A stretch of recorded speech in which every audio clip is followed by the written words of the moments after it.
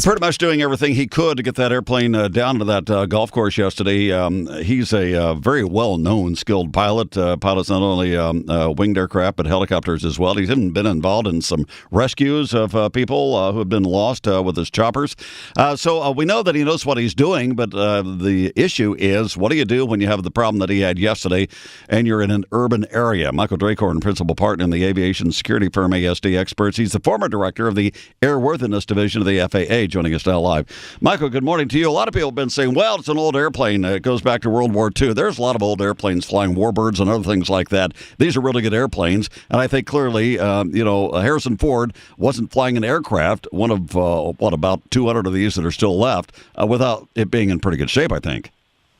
Well, good morning, Dick, and I would agree. I would think that a gentleman with the experience and means of Harrison Ford would definitely have an airplane that is safe.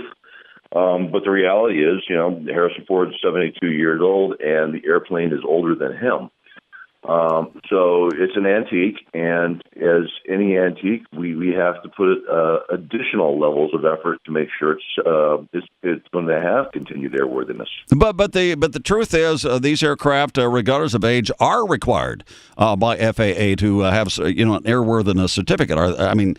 So it would seem that all of the requirements, unless we find out something that we don't expect here, I think, frankly, that all requirements probably were applied to that aircraft. Oh, clearly. I wouldn't anticipate anything being out of the ordinary. Typically, what we're probably going to find in an investigation after the fact on this is that there might have been something in the engine that failed, or it could have been bad fuel. But the reality is that the engine did sputter, which is an indication of something mechanical or fuel.